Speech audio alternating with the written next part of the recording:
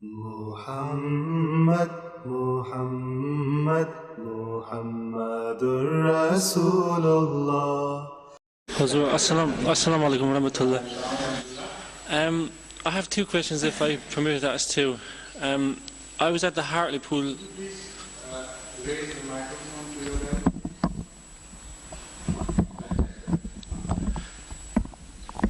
I was at the Hartlepool forum where a gentleman asked about our beloved Prophet sallallahu alaihi wasallam and Hajj, whereas why Ahmadis can't go there.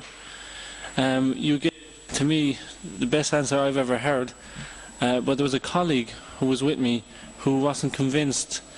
He wanted to know why, if the Holy Prophet ﷺ was a perfect man, well, why was his sins needed forgiving for the future?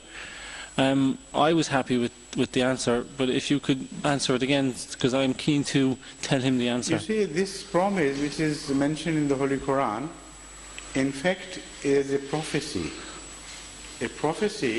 by God all-knowing that this Prophet of Allah is above sin. So it's expressed in a very beautiful way, by way of reward for perfect submission at the time of extreme trial. It's submission to the will of Allah, which was so pleasing to God that He wanted to reward it. But the reward, in my opinion, was this declaration that this man is above sin. Otherwise, we believe all prophets of Allah are innocent. They can't sin.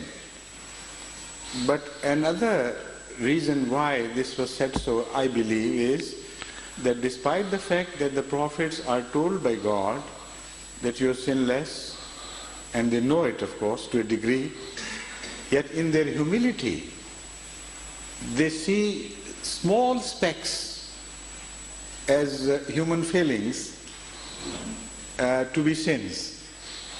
So as the standard of piety rises, so also the realization of sin becomes enlarged, and one begins to see sins where there are no sins but just normal human failings. So in that regard, we must always translate the word sin when it is used against the Prophet as having a different connotation than when it is applied to ordinary sinful people.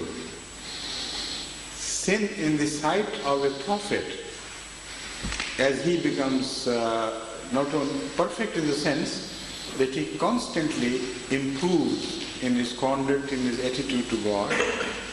So every stage of his life is perfect, but not in the sense of final absolute perfectness, absolute perfection.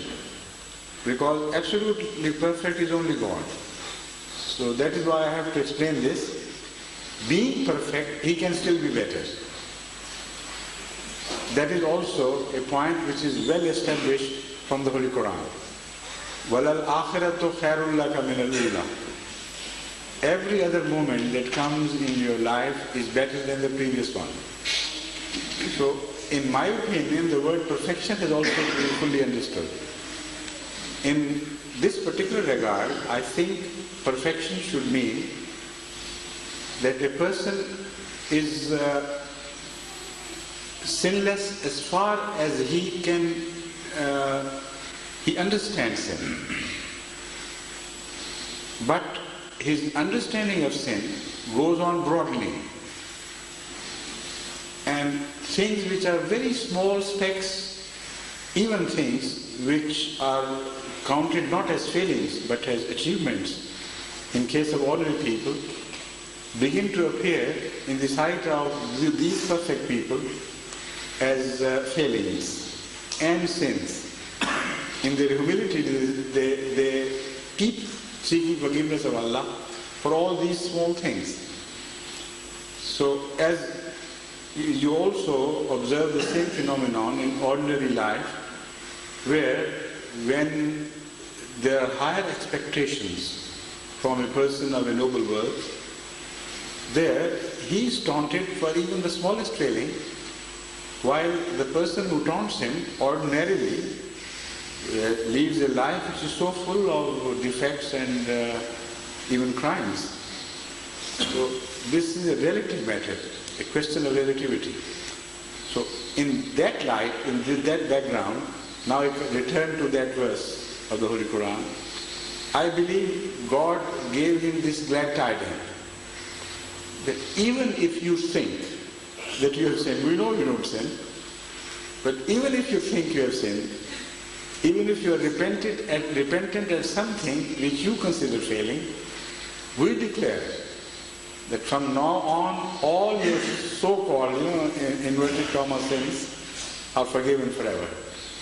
So these are very minute areas of understanding of such verses. Because there was not time for that explanation during that session, so I just passed by. I hope you have got the answer now. I have most certainly. You will be able to, I hope, satisfy the person whom you want to. I certainly will.